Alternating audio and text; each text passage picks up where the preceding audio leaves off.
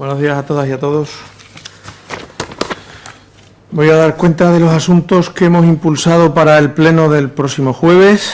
Desde el grupo parlamentario hemos pedido la comparecencia del consejero de Economía y Hacienda para informar sobre la consecución del objetivo de déficit en el año 2012.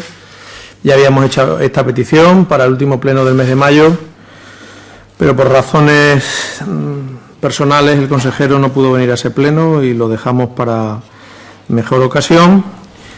Queremos que el consejero de Economía y Hacienda cuente en la Cámara aquello que todavía no ha contado de cómo es posible haber conseguido el objetivo del déficit para el 2012 y ahora estar arrepintiéndose, o lo que es lo mismo. Tiene que explicar en la Cámara las cuentas de 2012 porque todavía no ha venido a la Asamblea a explicar los recortes en los gastos y el exceso de ingresos como consecuencia de las dos sentencias, la del Tribunal Supremo con respecto a unos gastos del Servicio Extremeño de Salud y la de los impuestos, la del impuesto a los depósitos bancarios. Nos tiene que decir en qué medida ha utilizado esos ingresos extraordinarios y nos tiene que decir en qué medida ha recortado los gastos para cumplir con el 0,69 de déficit. Sobre todo porque ante la disparidad de criterios y de datos que hay, los diputados y los ciudadanos merecen una explicación. Y allí nosotros plantearemos pues cuál es nuestra opinión, de dónde se ha recortado y de dónde se ha incluido o cuánto se ha incluido del impuesto bancario. Presentamos dos propuestas de impulso ante el Pleno. La primera de ellas, instando a la Junta de Extremadura a poner en marcha un plan de apertura de los comedores escolares durante el periodo de verano. Dense cuenta que estamos en una situación en la que hay muchos chicos y chicas en la Comunidad Autónoma de Extremadura, muchos niños que tienen verdaderas dificultades para que sus padres puedan atender las necesidades alimentarias de los niños y niñas. Y hay una verdadera necesidad de que los comedores escolares permanezcan abiertos durante el periodo estival. Y no solamente en algunas ciudades, sino en todas las ciudades medias y grandes de la región, porque ya saben ustedes que aquí hay quienes pretenden solamente que esto se haga en algunas ciudades de la región. Nosotros pretendemos que llegue al mayor número posible de chicos y chicas, por tanto no podrá quedarse en las 4 grandes ciudades de la región. Y además queremos que para el año que viene la Junta de Extremadura, igual que en otras comunidades autónomas, haga un plan en el que garanticemos la alimentación, las 3 comidas, a todos los niños y las niñas de esta región. No es posible ir presumiendo de recortes y cumplimiento del déficit y que los chicos y chicas pasen hambre o tengan que comer menos de 3 veces al día. No puede ser en una sociedad en el siglo XXI como la extremeña que eso pueda suceder y hay que atajarlo. Y la segunda cuestión, la segunda propuesta de impulso, es una propuesta de impulso que tiene que ver con un problema que tienen aquellos adjudicatarios de viviendas, de los solicitantes de las viviendas de 60.000, del PIR de la Data en Plasencia y de una de las promociones del Junquillo en Cáceres, que tienen verdaderos problemas con la empresa constructora que iban a realizar esas viviendas, que entregaron una cantidad y que ahora la empresa no va a construirla, y lo que pedimos a la Junta es que ponga los servicios jurídicos de la empresa pública Gisbesa al servicio de estos adjudicatarios perjudicados para defender sus intereses. Vamos a preguntar también en las preguntas al presidente. El presidente del Grupo Parlamentario, Guillermo Fernández Vara, preguntará al presidente de la Junta por las acciones previstas por la Junta de Extremadura en materia de política universitaria. Vamos a preguntar al Gobierno por las acciones que ha llevado o tiene previsto llevar a cabo para evitar el cierre de la empresa Fuente Capala de Navalmoral de la Mata. Saben ustedes que 140 empleos están pendientes de la acción de la Junta de Extremadura. En esto quiero decir lo siguiente: la Junta de Extremadura tiene la responsabilidad, porque es la autoridad laboral en Extremadura, no un convidado de piedra, de autorizar o de negar el expediente de extinción de los puestos de trabajo de esa empresa. Por tanto, la Junta de Extremadura tiene capacidad de intervención en el mantenimiento del empleo y de la producción de esta empresa en el centro de Navalmoral.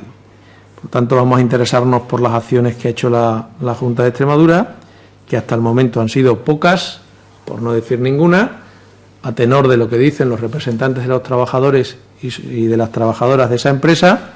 Ya saben ustedes que es una empresa con mucho empleo femenino, lo cual significa que en caso de cierre pues tendremos un doble problema: el problema de la desaparición de los puestos de trabajo, además de que son puestos de trabajo de mujeres, que siempre es más difícil de recuperar ese empleo. Vamos a preguntar también por cómo valora la Junta de Extremadura la situación de los centros dependientes de la Consejería en relación con la situación que se está viviendo con el proveedor único de la comida. Saben ustedes que han salido muchos mayores a decir que la comida no se puede llamar comida, que es bazofia, a decir que es insuficiente y que ha habido una pérdida sustantiva de calidad en las comidas en los centros dependientes de la Junta de Extremadura. No es posible, no debe ser posible, y no vamos a consentir que los mayores sean los paganos del cumplimiento del déficit. Entre otras razones porque los mayores, cuando están en los centros dependientes de la Consejería, aportan una cantidad sustancial de su pensión al mantenimiento de estos centros.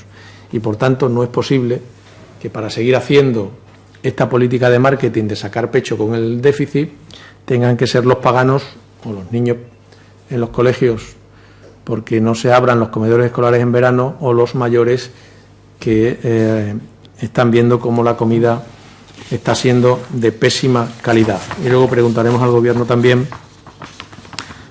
por cuál es el ahorro que tiene previsto conseguir la Junta de Extremadura con la nube, con el proyecto de nube en el que andan permanentemente subidos los miembros del Gobierno, el Cloud Gove.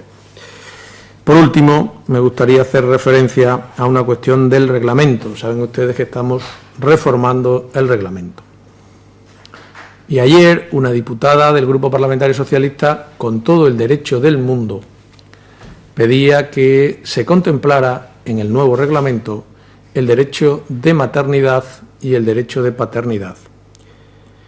Y el Grupo Parlamentario Socialista ha llevado entre sus propuestas esa, la de que los diputados y las diputadas puedan tener derecho al permiso por maternidad o por paternidad. La legislación española, la Ley de Igualdad entre Hombres y Mujeres, hizo posible que tanto hombres como mujeres pudieran acceder al permiso de paternidad o de maternidad, y además que lo pudieran distribuir entre ambos de manera como ambos quisieran.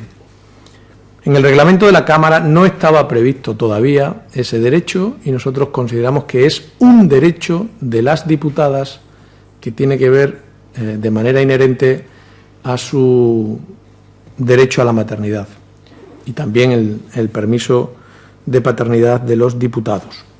No es una cuestión de si en el pasado lo hubo o no lo hubo. En el pasado hubo diputadas que dieron a luz en el transcurso de su legislatura, evidentemente.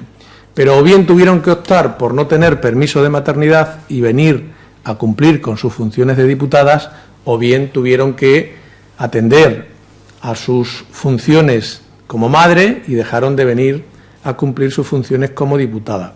Y la cuestión novedosa es que no tienen que ser excluyentes esas dos situaciones, sino que la legislación, por tanto el reglamento, tiene que contener el derecho de compaginar ambas cosas por parte de la diputada o del diputado que se acoja a ese permiso.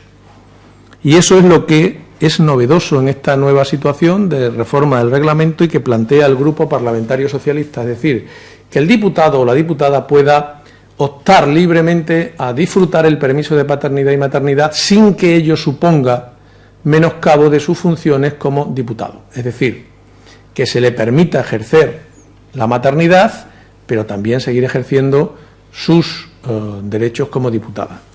La única situación conflictiva que se generaba en este asunto era que no se podía ejercer el voto más que de manera directa y presencial, y era indelegable el voto por parte de los diputados, así lo recoge el reglamento, y por tanto, paralelo al derecho a disfrutar el permiso de maternidad y paternidad, hemos planteado también la reforma de la manera en que se ejerce el voto por parte de los diputados y diputadas. Igual que otros reglamentos, para determinados casos, solo para determinados casos, algunos de ellos incluido este de permiso de maternidad y paternidad, podrá delegarse el voto en el portavoz del grupo, o segunda cuestión, podrá ejercerse el voto de manera telemática. Por tanto, se permitirá que los diputados o las diputadas, en determinadas circunstancias justificadas, de una enfermedad prolongada grave o el disfrute del derecho a la maternidad o paternidad, puedan delegar el voto o puedan ejercer el voto de manera telemática. De esa manera se conjugarán los derechos, ambos dos, de ejercer de diputado o diputada y de disfrutar de la maternidad. Así lo planteaba ayer la diputada y así lo ha recogido el Grupo Parlamentario Socialista. Creemos que es un avance para todas las mujeres y para todos los hombres que en el futuro puedan dedicarse a ser diputados. Creemos que es traer al reglamento lo que ya está en la legislación española y en la legislación laboral particularmente, y sobre todo es hacer natural lo que es absolutamente natural, y es que ser madre es absolutamente natural, pero no tiene que menoscabar ni las funciones de diputada ni al revés. Y si tienen alguna cuestión que plantear, pues encantado estaré a las preguntas que consideren. ¿En este caso hay acuerdo con los grupos? En este caso se está discutiendo todavía sobre el voto delegado y telemático para esos casos en los que está justificado, incluido en el caso de maternidad o permiso de paternidad, no hay problema en el voto delegado y el voto telemático. En lo que estamos discutiendo ahora es, porque así nosotros lo consideramos, cómo se introduce el derecho del diputado o la diputada al permiso de maternidad o paternidad. Ahí es donde estamos discutiendo. Porque es una cuestión fundamental, no es baladí que se introduzca el derecho, es una cuestión fundamental y nosotros somos partidarios de que en el reglamento figure, que no sea opcional y que alguien cuando esté disfrutando su permiso de maternidad, pues ningún ciudadano le pueda decir que está faltando a sus funciones como diputado o como representante de los ciudadanos. Por tanto, en esas estamos. Esperamos que cuando llegue final de julio y traigamos a la Cámara a pleno el debate de la modificación del reglamento, pueda venir por consenso de los grupos, como siempre se ha hecho, por cierto, la reforma del reglamento. El reglamento que tenemos fue por consenso entre el Grupo Parlamentario Socialista y el Grupo Parlamentario Popular, y los anteriores reglamentos siempre fueron por consenso de los grupos. Por tanto, esperemos que en los trabajos que están desarrollándose en este momento culminen con acuerdo y cuando venga el pleno, al último pleno del mes de julio, podamos decir que se va a producir una reforma del reglamento también por consenso. ¿Alguna cuestión más? Pues muchísimas gracias.